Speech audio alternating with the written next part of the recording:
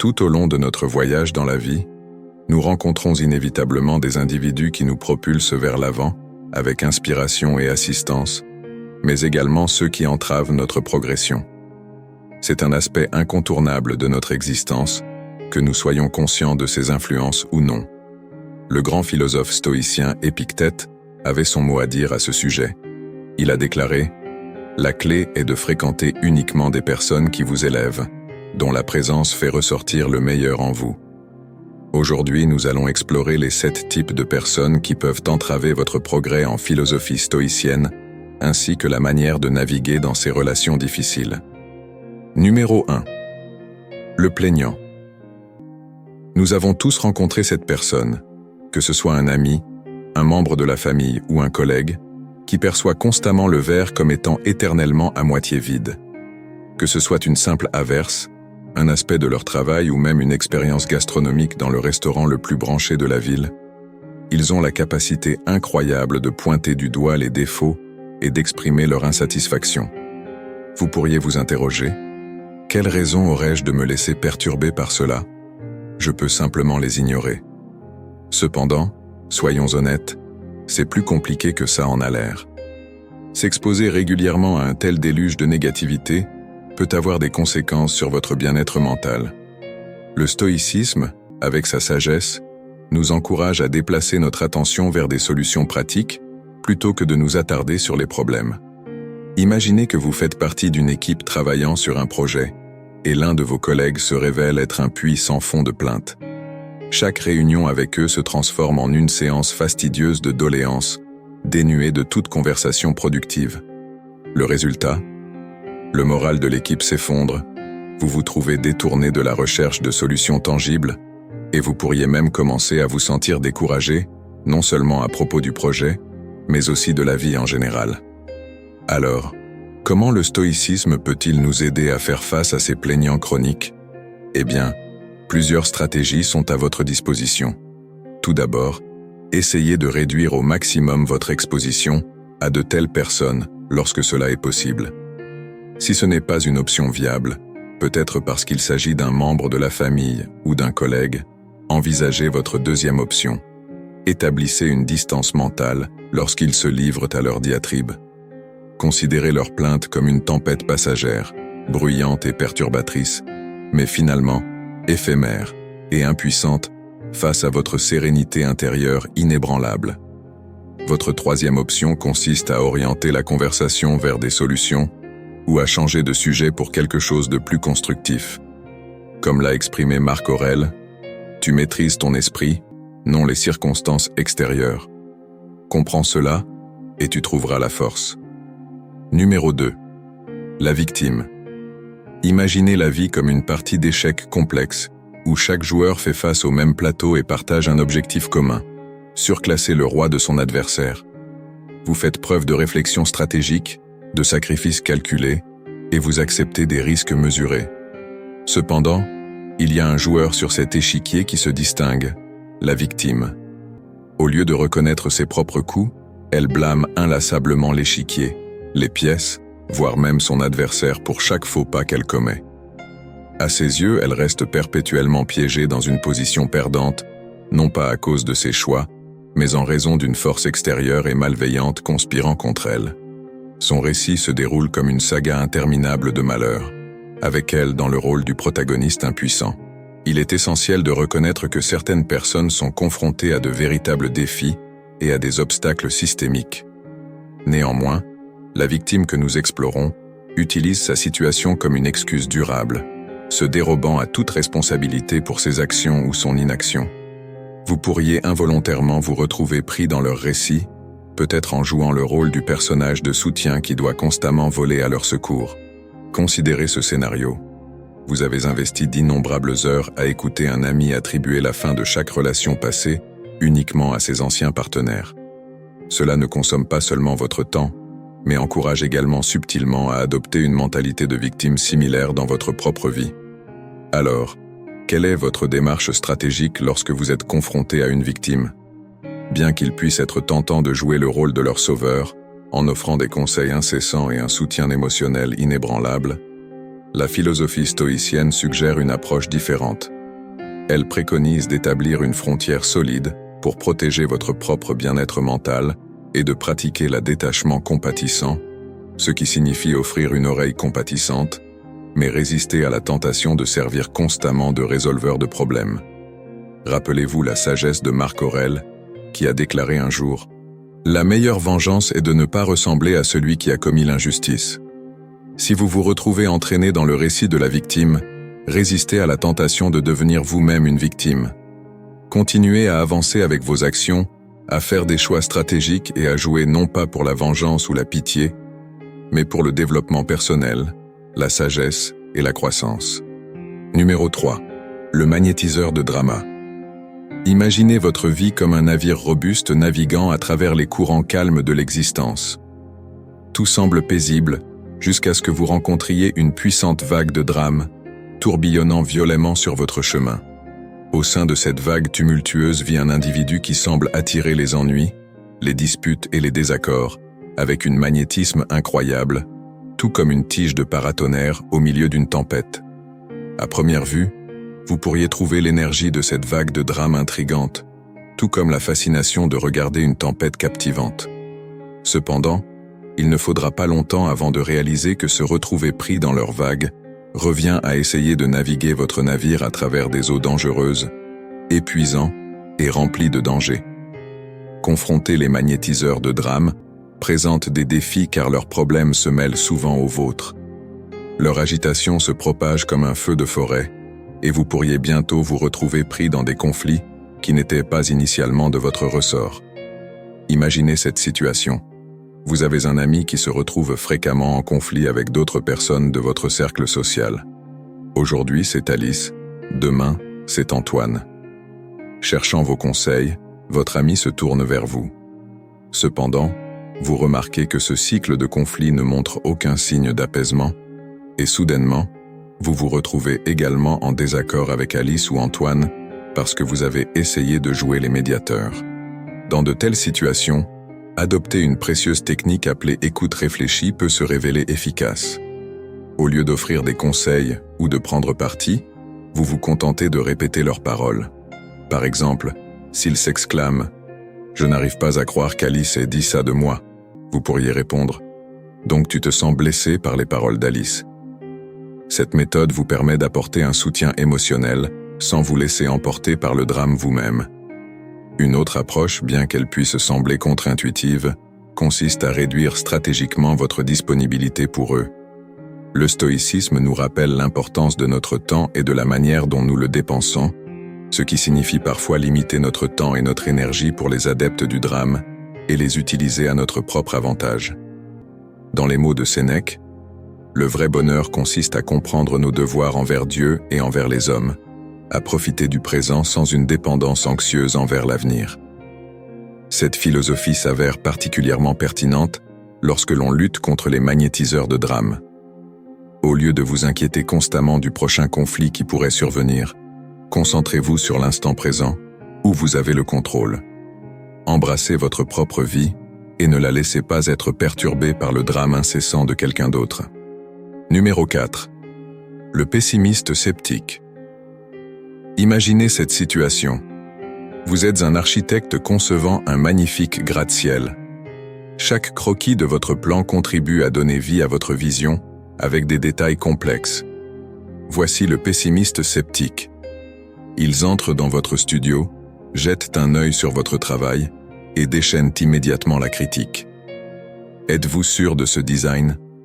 Il ne semble pas solide sur le plan structurel. Vous savez, la plupart des architectes font face à d'innombrables échecs.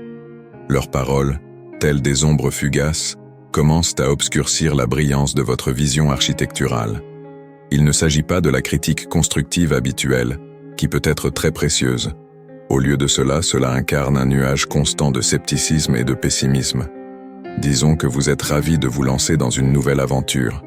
Vous avez minutieusement fait des recherches, consulté des experts, et peut-être même franchi des étapes préliminaires. Lorsque vous partagez avec enthousiasme vos projets avec le rabat-joie, il dresse rapidement la liste de toutes les raisons pour lesquelles cela ne fonctionnera pas. L'industrie est saturée.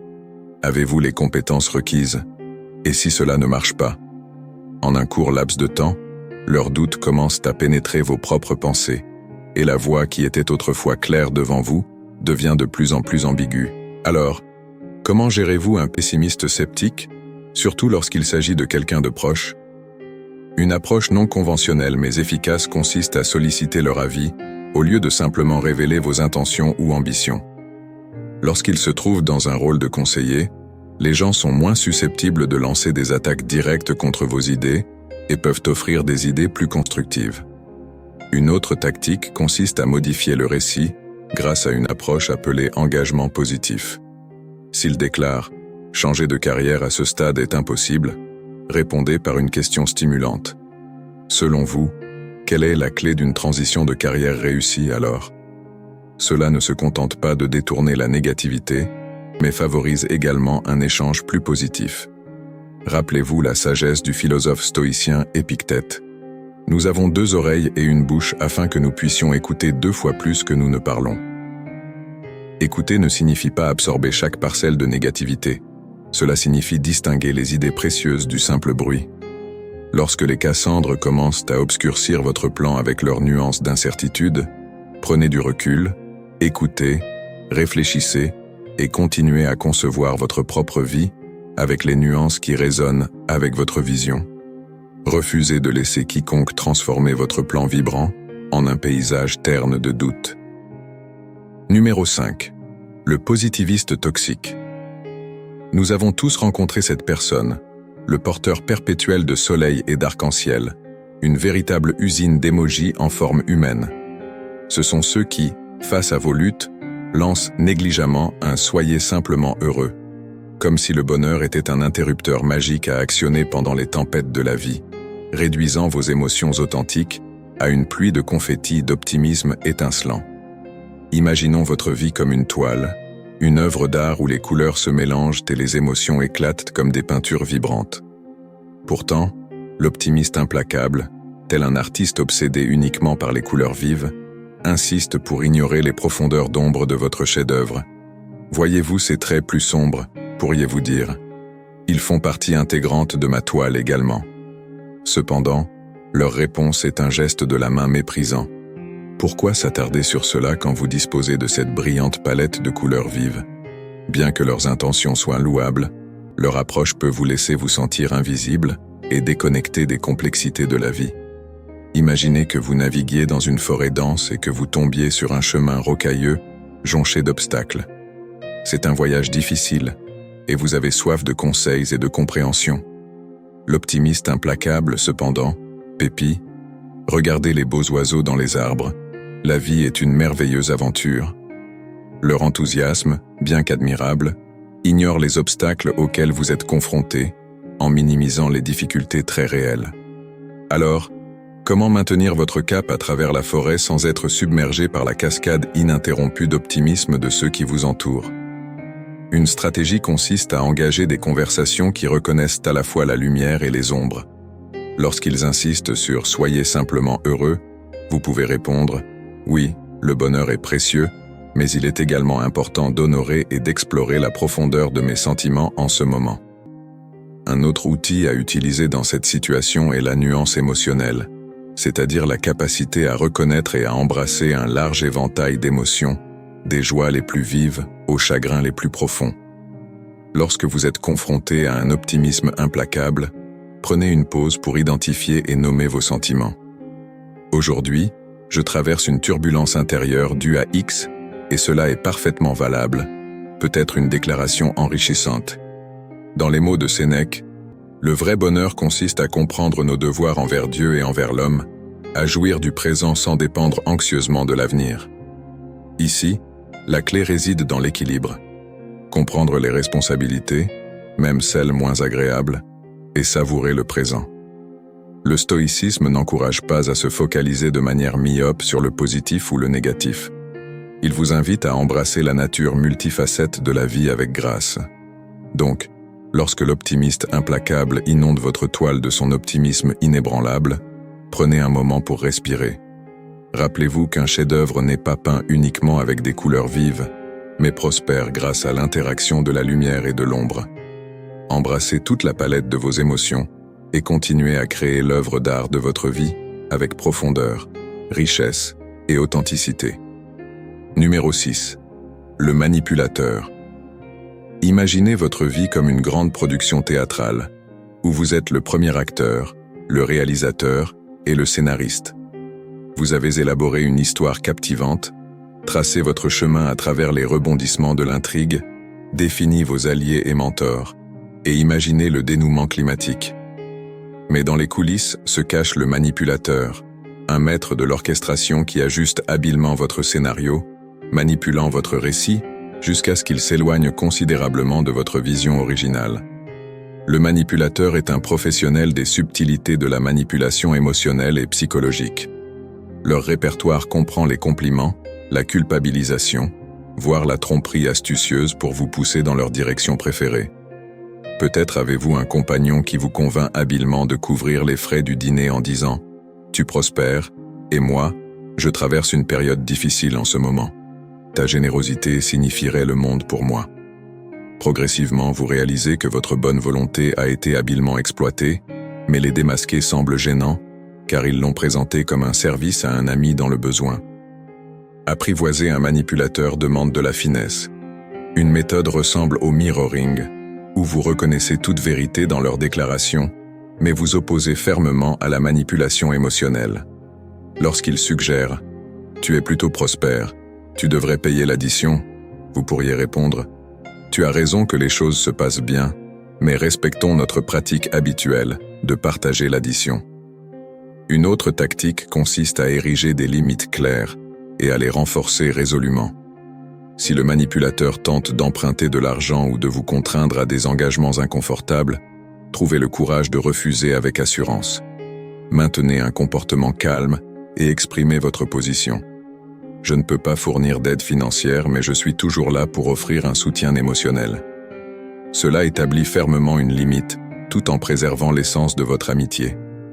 En prenant exemple sur la philosophie stoïcienne, Épictète a averti « Nous ne pouvons pas contrôler les circonstances extérieures, mais nous pouvons toujours contrôler nos réponses à celles-ci. » Le manipulateur prospère grâce à vos réactions prévisibles, en manipulant votre compassion, votre culpabilité ou votre quête de validation. En optant pour une réponse différente, vous reprenez le contrôle de votre scénario. Donc, si vous détectez un manipulateur qui rôde dans votre vie, rappelez-vous que vous êtes le dramaturge. Le récit de votre vie vous appartient uniquement, et bien qu'il puisse comporter une distribution variée de personnages, l'odyssée du personnage central, votre odyssée, doit toujours être guidée par vos convictions et vos choix. Réaffirmez le contrôle sur votre scénario et refusez de permettre à quiconque de tirer les ficelles de votre vie. Numéro 7. Le voleur de temps. Imaginez votre vie quotidienne comme un mécanisme d'horlogerie finement réglé, chaque engrenage représentant une tâche ou une obligation. Lorsque ces engrenages tournent ensemble, ils créent un mouvement fluide et équilibré. Mais voici venir le voleur de temps, comme une note dissonante dans une mélodie par ailleurs harmonieuse. Ce personnage perturbe votre rythme orchestré, déraillant votre performance bien construite et la transformant en une cacophonie discordante. Le voleur de temps n'a pas nécessairement de mauvaises intentions. En fait, il peut sembler tout à fait inoffensif. Il pourrait s'agir d'un collègue qui interrompt constamment votre flux de travail avec des questions futiles, fragmentant votre journée productive en morceaux décousus. Alternativement, il pourrait s'agir d'un ami qui vous invite à de nombreuses rencontres sociales qui ne correspondent pas à vos intérêts, vous poussant à y participer et vous dépouillant de votre temps et de votre vitalité. Ces rencontres individuelles peuvent sembler insignifiantes, mais l'effet cumulatif est profondément perturbateur. Alors, comment pouvez-vous protéger votre mécanisme d'horlogerie pour qu'il ne soit pas déréglé par un voleur de temps? Une approche efficace consiste à adopter la stratégie du travail délimité, une technique de gestion du temps qui consiste à segmenter votre travail en périodes concentrées, généralement de 25 minutes, entrecoupées de courtes pauses. Pendant ces périodes de travail, il est clairement indiqué que vous ne devez pas être dérangé. Cela établit une limite protectrice autour de vos moments les plus productifs, les protégeant de l'érosion. Si vous avez affaire à un voleur de temps social, rappelez-vous que refuser une invitation est non seulement acceptable, mais impératif pour votre bien-être. Au lieu de tisser des excuses élaborées, un simple « merci pour l'invitation, mais je ne pourrai pas y aller » suffit. Refuser une invitation n'est pas un rejet de la personne, mais une affirmation de vos propres besoins et priorités. Comme le disait Sénèque, la vie, si elle est bien gérée, est suffisamment longue. La philosophie stoïcienne nous enseigne que le temps est l'un de nos actifs les plus précieux, exigeant une allocation judicieuse. Il sert de toile sur laquelle nous tissons la tapisserie de nos vies, et nous devrions être très sélectifs dans le choix de ceux et de ce qui reçoit les coups de pinceau de notre attention.